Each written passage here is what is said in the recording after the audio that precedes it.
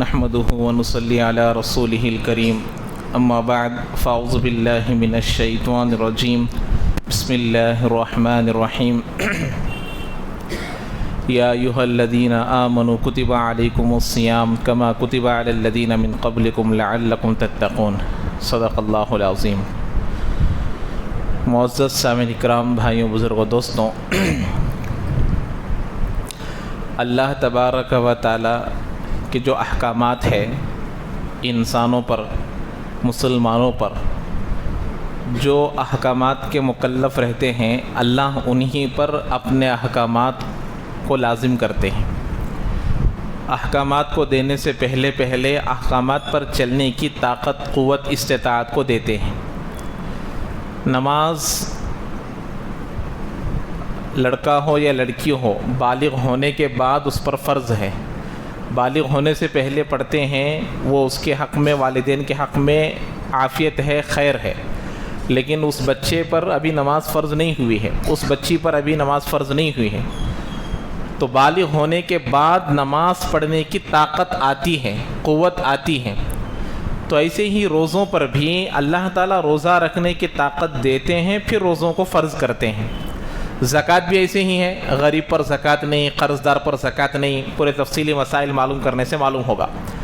اور اسی طریقے سے حج ہے، حج بھی ہر آدمی پر نہیں، من استطاع الیہ سبیلا، وہاں تک جانے کی جو طاقت، قوت، استطاعت رکھتا ہے اس پر حج فرض ہے، اور جس پر نہیں ہے اگر وہ ایسے ہی کیے بغیر مر گیا تو بھی اللہ تعالیٰ کے پاس اس کے لیے کوئی پوچھ گچھ نہیں ہوگی۔ تو بہرحال اللہ کے جو احکامات ہے، واقعی اگر ہم سوچیں تو واقعی اس میں اللہ تبارک ایک انسان کے اوپر اللہ کے احکامات بوجھ نظر آتے ہیں ظاہری طور پر۔ اب دیکھیے، نماز پڑھنا آدمی کے لیے ایک بھاری چیز ہے۔ 5 وقت کی نماز کی پابندی کرنا معمولی چیز نہیں ہے، بھاری چیز ہے۔ اور آدمی کو نماز پڑھے بغیر رہنا پسند ہے۔ روزہ رکھنا بھاری چیز ہے، روزہ رکھے بغیر 3 وقت کھانا آدمی کو پسند ہے۔ ایسے ہی زکوٰۃ نہ دینا پسند ہے، زکوٰۃ دینے کے مقابلے میں۔ حج نہ کرنا پسند ہے، کیوں؟ اس لیے کہ پیسے جائیں گے، ایک آدمی کو 3 سے 4 لاکھ روپے لگ جائیں گے۔ لیکن اس کا اللہ نے ایک اصول بیان کیا کہ دیکھو یہ چیزیں بھاری ہے، واقعی بھاری چیزیں ہیں۔ اب روزہ جو آتا ہے گرمی کے زمانے میں، آدمی کھانے کو چھوڑنا، پیاس پانی کو چھوڑنا، اپنے خواہشات سے دور رہنا، یہ معمولی چیز ہے کیا؟ آدمی کے دل میں آتا ہے کہ بھئی رمضان آ گیا ہے، دل کی کیفیت ہوتی ہے کہ بھئی اللہ کے لیے میں رکھ رہا ہوں، تو آدمی کے دل پر ایک بوجھ جیسا معلوم ہوتا ہے۔ اور نماز بھی ہے، روزہ، زکوٰۃ، سب چیزیں، لیکن اللہ نے کہا، اس کا ایک اصول بیان کیا کہ یہ بوجھ تو ہے، وَإِنَّهَا لَكَبِيرَةٌ إِلَّا عَلَى الْخَاشِعِينَ۔ اللہ نے فرمایا کہ دیکھو یہ چیزیں، نماز کے بارے میں اللہ نے فرمایا نماز بہت بھاری چیز ہے، 5 وقت کی پابندی کرنا بہت بڑی چیز ہے، لیکن آسان کن پر ہے؟ جن کے دلوں میں اللہ کا ڈر، اللہ کا خوف، اللہ کی محبت، نبی کی محبت ہوگی، ان کے لیے نمازوں کی پابندی کرنا مشکل نہیں ہے۔ ایسے ہی روزہ بھی ہے، حالانکہ آدمی کے لیے ایک بوجھ کی چیز ہے، ایک تکلیف کی چیز ہے، لیکن پھر بھی آدمی شوق سے رکھ رہا ہے۔ صبح میں اٹھ کر سحری کر رہا ہے، دن بھر کام کاج کر رہا ہے، ڈیوٹی کرنے والے، کام کاج کرنے والے، کھیت کو جانے والے، کام کرنے والے، تمام لوگ رکھ رہے ہیں۔ کیوں؟ اللہ کی محبت میں۔ تو جب اللہ کی محبت سامنے آ جاتی ہے، اللہ کا ڈر سامنے آ جاتا ہے، تو آدمی کو جو چیز بوجھ ہے وہ بوجھ نظر نہیں آئے گی۔ یہ بات یہاں پر بیان کی جاتی ہے۔ پورے شریعت کے احکام پورے اسی طریقے سے ہیں۔ تو جیسے کہ میں کل آپ لوگوں کو بیان کیا تھا، حضرت زینب رضی اللہ تعالی عنہا کی حدیث مبارکہ، کیا حضرت زینب رضی اللہ تعالی عنہ نے پوچھا، قیل وفی روایت قلت انہلک وفینا الصالحون قال نام اذا کثر الخبث۔ اللہ کے حضرت زینب رضی اللہ تعالی عنہ، یہ ایک حدیث، بڑی حدیث ہے، بخاری شریف میں حدیث منقول ہے۔ اللہ کے نبی ایک مرتبہ گھبراتے ہوئے گھر میں تشریف لائے۔ حضرت زینب کون ہے؟ جن کا نکاح آسمانوں میں ہوا ہے۔ اللہ کے نبی سے ان کا نکاح کہاں ہوا ہے؟ زمین پر نہیں ہوا، آسمان میں ہوا۔ وہ بیوی ہے حضرت زینب رضی اللہ تعالی عنہ۔ تو جب ان سے یہ سوال کیا کہ اللہ کے نبی سے، کیا ہم لوگ اس وقت بھی ہلاک ہو جائیں گے یا ہم پر بھی عذاب آئے گا جب ہم میں نیک لوگ ہو، متقی ہو، پرہیزگار ہو؟ تو اللہ کے نبی نے کہا، جب خباثت، گناہوں کی کثرت، نافرمانیوں کی کثرت ہو جائے تو سمجھ جاؤ کہ نیک لوگوں پر بھی عذاب آئے گا۔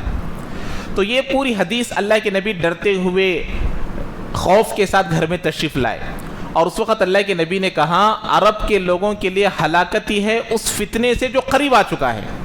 کیا فتنہ ہے؟ مسلمانوں پر آنے والی قریب وہی ہے کہ گناہ عام ہو جائے گا، نافرمانی عام ہو جائے گی۔ ایسی صورت میں ایک بے حیائی ہے، کل میں آپ کو بتا رہا تھا جیسے فتنے کیا ہیں، حق کیا ہے، باطل کیا ہے، سچ کیا ہے، جھوٹ کیا ہے، پہچاننا مشکل ہو جائے گا، اسی کا نام فتنہ ہے۔ اور قیامت کے قریب ایسے فتنے آئیں گے جیسے کہ ایک تسبیح کا تاگا ہے، ٹوٹ جانے پر جیسے اس کے دانے نیچے گرتے ہیں، تاخیر سے گریں گے کیا، وہ ایک کے بعد ایک کے بعد تیزی سے گرتے، ایسے فتنے آئیں گے، سچ کیا ہے جھوٹ کیا ہے آدمی کو پہچاننا مشکل ہو جائے گا۔ تو وہ زمانہ قریب آ چکا ہے۔ تو اس وقت پہ اللہ کے نبی علیہ السلام نے فرمایا کہ دیکھو ایک زمانہ آئے گا، اس میں کیا ہے، اللہ کے نبی نے جب فرمایا کہ آج میں نے دیکھا کہ یاجوج ماجوج ایک قوم ہے جس کو ذوالقرنین نے سورہ کہف میں اس کی تفسیر میں آئے گا کہ وہاں پر جو بڑی دیوار بنائی گئی سیسا پگھلا کر وغیرہ کر اس کو کیا ہے باندھ دیا گیا، اور وہ پورے کے پورے اس دیوار کے ادھر ہے، اور اللہ کے نبی علیہ السلام نے کہا آج میں نے دیکھا کہ اس کے بقدر وہ سوراخ بنا دیے ہیں، یعنی ان کا آنا قریب آ گیا ہے۔ کیا مطلب؟ قیامت بالکل قریب آ چکی ہے۔ کئی سارے علامتیں آج ہم اپنے آنکھوں سے دیکھ رہے ہیں جو قیامت کے قریب بالکل قریب ہونے والے ہیں۔ تو یہ حدیث کا خلاصہ یہ پہلی حدیث میں بیان کیا گیا، یہ پہلی حدیث ہے۔ اب جو دوسری حدیث آنے والی ہے آج صرف میں ترجمہ کروں گا، کل اس کا مطلب سمجھاؤں گا۔ آپ اس کے ترجمے کو سنیے، سننے سے ہی معلوم ہو جائے گا 1400 سال پہلے اللہ کے نبی علیہ السلام نے کس طریقے سے باتوں کو ہمارے سامنے فرمایا۔ اور دوسری بات، جو فتنے آتے ہیں ان فتنوں کو روکنے کے لیے آدمی کی کوشش کرنا ضروری ہے، ورنہ کیا ہوگا، وہ عذاب اچھے لوگوں پر بھی آئے گا۔ کیوں؟ اس لیے کہ انہوں نے نہیں روکا۔ اور دنیا سب کے ساتھ جیسے آگ لگتی ہے، اچھے چیزوں کو بھی جلاتی ہے، بری چیزوں کو بھی جلاتی ہے، ایسے ہی عذاب سب کو ہلاک کرے گا۔ حضرت عائشہ رضی اللہ عنہا کے پاس اللہ کے نبی نے فرمایا ایک جماعت کعبۃ اللہ کو ڈھانے آئے گی، اللہ تعالیٰ ان تمام لوگوں کو زمین میں ڈھسا دے گا۔ حضرت عائشہ نے فرمایا اللہ کے نبی جب وہ جماعت آئے گی تو اس قریے میں وہ لوگ بھی رہیں گے جو کعبۃ اللہ کو گرانے کا ارادہ نہیں ہوگا ان کا۔ تو اللہ کے نبی نے کہا نہیں، جب عذاب آئے گا ان کو بھی لے کر ڈبائیں گے، اللہ تعالیٰ ان کو بھی ہلاک کر دیں گے، لیکن قیامت میں ان کے نیتوں کے موافق اٹھائیں گے۔ جو لوگ کعبۃ اللہ ڈھانے کے لیے آئے ہیں ان کو جہنم میں ڈال دیا جائے گا، جو لوگ اس کو ڈھانے کے ارادے سے نہ آئے ہوں گے یا وہاں ہوں گے اللہ تعالیٰ ان کو جنت میں ڈال دے گا۔ تو نیتوں پر فیصلے ہوں گے۔ تو اب یہاں پر جو پہلی حدیث بیان کی، تو اسی لیے اللہ نے فرمایا وَاتَّقُوا فِتْنَةً لَا تُصِيبَنَّ الَّذِينَ ظَلَمُوا مِنْكُمْ خَاصَّةً وَاعْلَمُوا أَنَّ اللَّهَ شَدِيدُ الْعِقَابِ۔ اس عذاب سے بچو جو قریب آنے والا ہے، صرف خاص ایک جماعت پر عذاب نہیں آتا، دنیا کا جو عذاب ہے گنہگاروں پر ہی آتا ہے، کیا سب پر آ جائے گا۔ اس لیے جو نیکوکار ہے وہ بروں کو بچانے کی، روکنے کی کوشش کرنا چاہیے۔ اب دیکھیے دوسری حدیث فتنے کے متعلق اللہ کے نبی علیہ السلام فرما رہے ہیں سَيَأْتِي عَلَى النَّاسِ سنوات خدعات يصدق فيها الكاذب ويكذب فيها الصادق ويؤتمن فيها الخائن ويخون فيها الأمين وينطق فيها الربيزة قيل وما الربيزة قال الرجل التافي يتكلم في أمر العامة۔ لوگوں پر بہت سال ایسے آئیں گے جن میں دھوکہ ہی دھوکہ ہوگا، بہت سال ایسے آئیں گے جس میں کیا ہوگا، دھوکہ ہی دھوکہ ہوگا۔ اس وقت جھوٹے کو سچا سمجھا جائے گا۔ ارے بھائی بات سچی ہے نہیں ہے، جھوٹے کو کیا سمجھا جائے گا، سچا سمجھا جائے گا۔ اس لیے بارہا ہمارے استاد کا جملہ یاد آتا ہے آج دنیا میں جھوٹے غالب ہے، اس لیے کہ لوگ جھوٹوں پر سچوں سے زیادہ بھروسہ کرتے ہیں۔ سچ بولنے آتا ہے تو اس پر بھروسہ نہیں کرتے، ہماری زبان میں کیا بولتے، اے سچی بولو جی بولتے، سچ بول رہا ہے، جھوٹ بولنے والے کو ایسا کبھی نہیں بولتے، مان لیتے بات کو۔ تو اللہ کے نبی فرما رہے ہیں اس وقت جھوٹے کو سچا سمجھا جائے گا اور سچے کو جھوٹا سمجھا جائے گا۔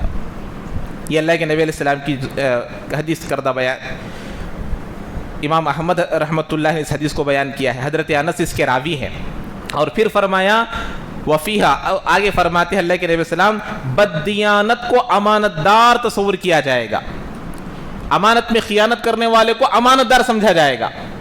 یہ بھی آج ہم لوگ اپنے آنکھوں سے دیکھ رہے ہیں۔ اور اسی طریقے سے امانت دار کو بددیانت سمجھا جائے گا، امانت دار کو خیانت کرنے والا، اور خیانت کرنے والے کو امانت دار سمجھا جائے گا۔ اور قوم کی طرف سے نمائندگی کریں گے ایسے لوگ جو گھٹیا ہوں گے۔ مسلمانوں کے بڑے کون بنیں گے؟ جو گھٹیا قسم کے لوگ ہوں گے وہ مسلمانوں کے بڑے بن جائیں گے۔ تو یہ حدیث ہے، اس کا خلاصہ انشاءاللہ کل بیان کروں گا۔ اب دوسری بات جو من گھڑت حدیث ہے وہ یہ ہے کہ آپ لوگوں نے بھی بہت مرتبہ سنے ہوں گے، اللہ کے نبی علیہ السلام کو ایک مرتبہ ایک صحابی نے دیکھا، زور کی بارش ہو رہی ہے، کڑک کی بارش ہو رہی ہے اور بجلی ہو رہی ہے، اس وقت میں ایک آدمی پہاڑ پر چڑھ رہا ہے، گر رہا ہے، چڑھ رہا ہے، گر رہا ہے۔ ایک صحابی نے دیکھا کہ بھئی یہ آدمی کون ہے، ایسی زور کی بارش میں چڑھ رہا ہے، گر رہا ہے، تو جا کر قریب میں دیکھے تو کون ہے؟ اللہ کے نبی علیہ السلام ہے۔ تو پوچھا کہ اللہ کے نبی آپ یہاں کیا کر رہے ہیں؟ تو اللہ کے نبی نے کہا اس پہاڑ کے اس طرف ایک جماعت آئی ہوئی ہے اور وہ صبح ہونے سے پہلے واپس جانے والی ہے، تو میرا دل یہ گوارا نہیں کیا کہ ان کے جانے سے پہلے ان کے پاس دین کی دعوت نہ پہنچاؤں، اسی لیے میں یہ کام کر رہا تھا۔ تو یہ حدیث من گھڑت ہے، صحیح نہیں ہے، جھوٹ ہے۔ جو اس حدیث کو بیان کرے گا اللہ کے نبی علیہ السلام کی اس پر لعنت ہے، اس لیے اس حدیث سے بچنا بہت ضروری ہے۔ اس کے معنی کی ایک حدیث بھی نہیں ہے، جیسے میں کل بتایا تھا وہ حدیث غلط ہے، صحیح حدیث یہ ہے۔ اس قسم کے ملتے جلتے حدیث بھی نہیں ہے، ایسے من گھڑت احادیثیں بہت عام ہو گئے ہیں۔ اسی طریقے سے ایک روایت میں اور ایک حدیث جو ہے اللہ کے نبی یہ لوگوں میں عام ہے، اللہ تعالیٰ 70 ماؤں سے زیادہ محبت کرنے والے ہیں، یہ بھی حدیث نہیں ہے۔ اللہ کی محبت کی کوئی انتہا نہیں ہے، یہ صحیح بات ہے، بخاری میں حدیث ہے۔ اللہ کے نبی علیہ السلام نے فرمایا، میں درس قرآن میں فرمایا بتا دیا تھا۔ تو اسی لیے ہمارے لیے ضروری ہے کہ ایسی باتوں کو بتانے سے پرہیز کرنا چاہیے جو بیان نہیں کی جائے، جو بالکل اللہ کے نبی سے ثابت نہیں ہوتی ہے۔ اور اس کے بعد ایک مسئلہ، ایک حدیث بیان کرنی ہے چھوٹی سی۔ اللہ کے نبی علیہ السلام نے فرمایا وَلَا تَسُبُّ الْأَمْوَاتِ، اپنے مردوں کو گالیاں نہ دو۔ اللہ کے نبی کی حدیث کیا ہے؟ اپنے مردوں کو گالیاں نہ دو۔ جو دنیا سے چلے گئے ہیں وہ کتنا بھی برا آدمی ہو، اس کے برے کاموں کا تذکرہ مرنے کے بعد نہ کرو۔ زندگی میں ہی نہیں کرنا چاہیے تو مرنے کے بعد ضرور نہ کرو، یہ اللہ کے نبی کا جملہ۔ کیوں؟ اب اس کا رجسٹر ختم ہو چکا ہے، نہ وہ ایک نیکی کر سکتا ہے نہ ایک گناہ کر سکتا ہے۔ اب اس کا رجسٹر ختم ہو گیا، اس کے نام عمل ختم ہو گئے، اب اس کے خوبیوں کا تذکرہ کرو۔ اسی لیے بعض کتابوں میں لکھا ہے جو جنازے کو غسل دینے کے لیے جاتے ہیں، میت کو غسل دینے کے لیے جاتے ہیں، جانے کے بعد میت میں بھی بسا اوقات ایسے آثار ظاہر ہو جاتے ہیں جس سے اس کا گنہگار ہونا ثابت ہو جاتا ہے۔ اس کا چہرے کا رنگ بدل گیا وغیرہ وغیرہ، کوئی کچھ بھی ہو سکتا ہے۔ نہلانے والوں کو بھی اگر کوئی ایسی بات ظاہر ہو گئی تو وہ باہر آ کر ان کو نہ ظاہر کرنے کی تعلیم دی گئی ہے کہ بیان نہ کرو۔ وہ کس وجہ سے ہوا ہے نہیں معلوم، بیماری کی وجہ سے ہوا ہے، کس وجہ سے ہوا ہے نہیں معلوم، تو اس لیے آ کر بیان نہ کرو۔ تو جس کو دفن کر آ گئے ہیں اس کے برائیوں کو لوگوں کے درمیان تذکرہ کرنا بالکل درست نہیں ہے۔ اسی طریقے سے رمضان کے پہلے دن ہی میں اس مسئلے کو بیان کرتا ہوں، کل نہیں بتایا آج بتا رہا ہوں۔ وتر کی نماز میں اگر امام صاحب تیسری رکعت میں سورہ فاتحہ کے بعد دوسری سورت پڑھ کر رکوع میں، یعنی کہ رکعت توڑ کر تکبیر کہہ کر ہاتھ باندھے بغیر اللہ اکبر کہہ کر رکوع میں چلے گئے تو آپ لوگوں کو بھی خاموش رکوع میں چلے جانا ہے۔ امام صاحب کو پھر سے دوبارہ قیام کی طرف لوٹانے کے لیے کوشش نہیں کرنا چاہیے۔ اب ہمارے لوگ کیا ہو جاتے، پریشان ہو جاتے، ارے امام صاحب رکعت توڑے نہیں، رکوع میں چلے گئے، اللہ اکبر سبحان اللہ، اللہ اکبر سبحان اللہ، امام صاحب پریشان ہو کر پھر کھڑے ہو جاتے ہیں۔ اس لیے یہ درست نہیں ہے، کیونکہ رکوع میں جانا یہ کیا ہے، فرض ہے، رکوع فرض ہے، اور وتر میں یہ دعائے قنوت کا پڑھنا واجب ہے۔ جب ایک فرض کی طرف آ گئے تو پھر فرض سے کم تر، واجب چھوٹا ہے، چھوٹے کی طرف لوٹنا درست نہیں ہے۔ اسی طریقے سے روزے کی حالت میں آنکھ میں دوا ڈال سکتے ہیں، کسی کو آنکھ میں ڈالنے کی ضرورت ہو تو کان میں اور ناک میں دوا نہیں ڈال سکتے۔ اور اسی طریقے سے آپ لوگ اگر کچھ سوال کرنا چاہتے ہیں تو کر سکتے ہیں۔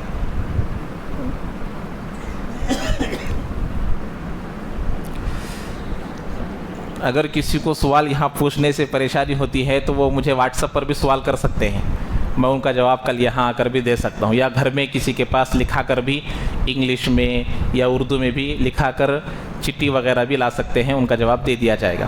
اللہ تعالیٰ عمل کی تو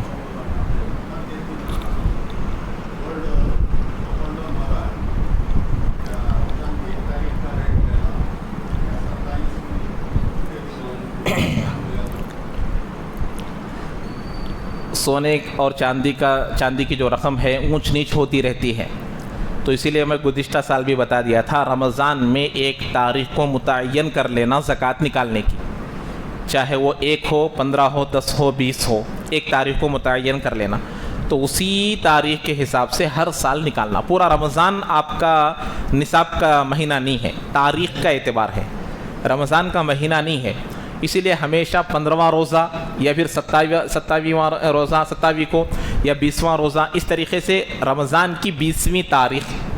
اور یاد رکھیے رمضان ہی زکوٰۃ نکالنے کا مہینہ نہیں ہے، جب سے ہم مالک نصاب ہوئے ہیں اس وقت سے لے کر جب میرا سال مکمل ہوگا وہ مہینہ میرے زکوٰۃ نکالنے کا ہے۔ جیسے مثال کے طور پر ایک آدمی کے پاس صرف کیش تھا، شادی ہو گئی، مال آ گیا، اب اس کی بیوی اور اس کو دونوں کو ملا کر مالک بن گیا، اس کی شادی ہوئی ہے بقرعید کے بعد ذی الحجہ میں، تو اب اگلے ذی الحجہ کو اس کے اوپر زکوٰۃ فرض ہوگی۔ تو جس دن نکاح ہوا ہے ذی الحجہ کی 12 تاریخ تھی سمجھیے، ذی الحجہ کی 15 تاریخ تھی سمجھیے، تو اگلے سال ذی الحجہ کی 15 تاریخ کو سونے کی کیا رقم ہوگی، سونے کی کیا قیمت ہوگی، چاندی کی جو قیمت ہوگی اسی کے حساب سے وہ نکالے گا۔ اور دوسری بات اچھے طریقے سے سمجھ لیجئے، جو مارکیٹ میں ریٹ ہے اس کا اعتبار نہیں، آپ کا سونا آپ جا کر بیچیں گے تو جتنی قیمت پر آپ کا سونا جائے گا اس قیمت کا اعتبار ہے۔ ابھی 80 پر 7,000، 80 پر 8,000، 80 پر 9 کو آ کر کچھ کم ہوا ہے، تو آپ لوگوں کو جا کر وہاں پوچھنا آپ کا جو سونا چاندی ہے کس قسم کا ہے، 22 کا ہے، 18 کا ہے، وہ رقم کے ہوتے ہیں، تو اب ہم اس کو بیچیں گے تو کتنے میں جائے گا اس کا اعتبار کرتے ہوئے زکوٰۃ کو نکالنا ہے اور یہ ایک تاریخ کو متعین کر لینا ہے۔ اللہ تعالی ہم تمام کو عمل کی توفیق نصیب فرمائے۔